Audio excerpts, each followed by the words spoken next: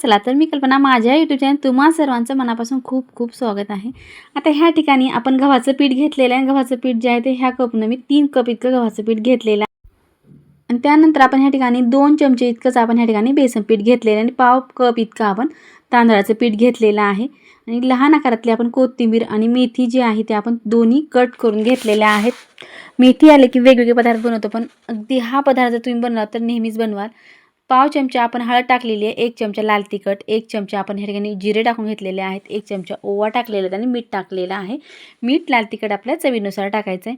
ह्या ठिकाणी आता मी थोडंसं मेल्ट केलेलं तूप टाकून घेतलेलं आहे, जे की मोहन घेतलेलं आहे थोडंसं, आणि पूर्ण पिठाला आपल्याला व्यवस्थित चोळून घ्यायचं आहे। त्याचा साठा पूर्ण पिठाला लागला जाईल आणि जो पदार्थ आपण बनवणार तो चांगला कुरकुरीत बनला जाईल आणि छान महिनाभर टिकणारा हा पदार्थ आहे। नक्की ट्राय करून पहा, लहानापासून मोठ्यापर्यंत सर्वांना नक्की आवडेल, 100% गॅरंटी। तुम्ही एक वेळेस नक्की ट्राय करा। आता ह्या ठिकाणी पूर्ण पिठाला साठा जो आहे तुम्ही आता ह्या ठिकाणी मस्त चोळून घेतलेला आहे, मस्त मऊ तयार होत आहे। आता ह्या ठिकाणी काय करायचे, थोडं थोडं पाणी टाकून आपल्याला घट्टसर पीठ मळून घ्यायचं आहे। एकदम पाणी टाकून पातळ करायचं नाही, थोडं थोडं टाकले की कसं पातळी होणार नाही, खूप पातळ झालं तर आपल्याला आणखीन पीठ टाकावं लागेल। मैद्याचे न करता आपण ह्या ठिकाणी आज गव्हाच्या पिठाचा वापर केलेला आहे, कारण गव्हाचं पिठाचे जे आपण बनवतो ते महिनाभर व आणखीन आरोग्यासाठी सुद्धा चांगले आहे, त्यामुळे आपण गव्हाचं पीठ ह्या ठिकाणी घेतलेलं आहे। आता गव्हाचं पीठ जे आहे ते व्यवस्थित आपल्याला ह्या ठिकाणी मळून घ्यायचं आहे, घट्टसर, बिलकुल सैल ठेवायचं नाही, घट्टसरच मळायचं आहे। पाहू शकता ह्या ठिकाणी अशा पद्धतीने आपण घट्टसर मळून घेतलेलं आहे आणि 5 मिनिटाकरता आपण आता हे साईडला ठेवून देऊ।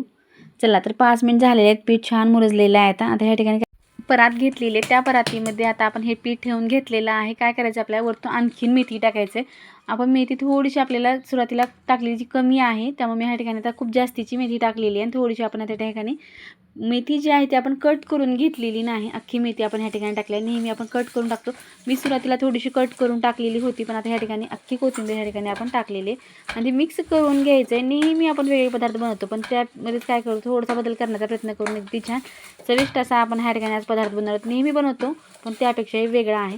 तर ह्या ठिकाणी मेथी जी आहे ती पूर्ण पिठामध्ये आता ह्या ठिकाणी व्यवस्थित मिक्स झालेली आहे। आता काय करतात, त्यातला एक गोळा घ्यायचा आहे, भाकरी जेवढ्या साईजची आपण बनवतो त्याच पद्धतीने एक गोळा घ्यायचा आहे, तवा घेतलेला आहे आणि त्याला आपण थोडंसं तेल लावून घेतलेलं आहे, त्यावरती आपल्याला थापून घ्यायचं आहे। आता थालीपीठ आपण रुमालावरती बनवतो, धपाटी बनवतो, अगदी वेगवेगळे प्रकार आहेत ह्या पिठापासूनच, पण आज आपण अगदी तव्यावरतीच आपण ह्या ठिकाणी थालीपीठ थापून घेणार आहोत। जसं जमल तसं आपल्याला पूर्ण पीठ लावून पूर्ण तवा जितका आपण हे थालीपीठ थापून घेणार आहोत। आणि तुम्हाला जसं पातळ आवडतं, घट्ट आवडतं, त्याप्रमाणे तुम्ही ह्या ठिकाणी त्याची लेअर पातळ किंवा तुम्ही जास्त जाडसरी ठेवू शकता। ह्या ठिकाणी आता आपण जाडसरच ठेवायचं, जास्त पातळ जर केलं तर निघणार नाही किंवा खूप लवकर करपण्याची शक्यता असते। जाडसरच खाण्यासाठी सुद्धा हे अगदी छान लागतात। आता ह्या ठिकाणी सुरुवातीला आपल्यामध्ये होल टाकून घ्यायचे आहेत आणि त्यामध्ये आपल्याला तेल सोडायचे, जे की छान कुरकुरीत खमंग खाण्यासाठी लागतात, त्यामुळे असे छिद्र नक्की तुम्ही सुद्धा पाडा।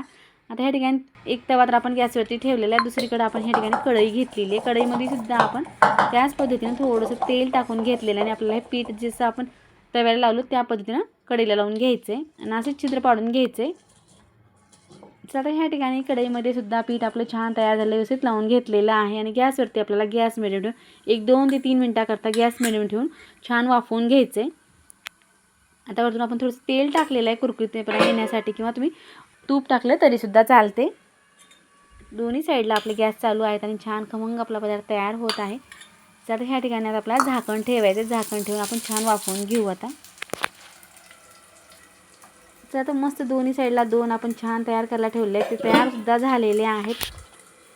तुम्हाला आता एक ह्यामधलं काढून दाखवणार आहे, होऊ शकता, मस्त वास तर छान येत आहे आणि खाण्यासाठी अगदी खमंग, तोंडाला पाणी सुटणारा पदार्थ आहे, तुम्ही नक्की ट्राय करा।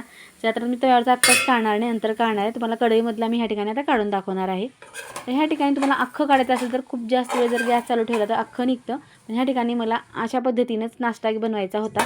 ह्या ठिकाणी पाहू शकता अशा पद्धतीने आपण काढून सुद्धा घेतलेला आहे आणि खाण्यासाठी दह्यासोबत आपला हा पदार्थ तयार आहे।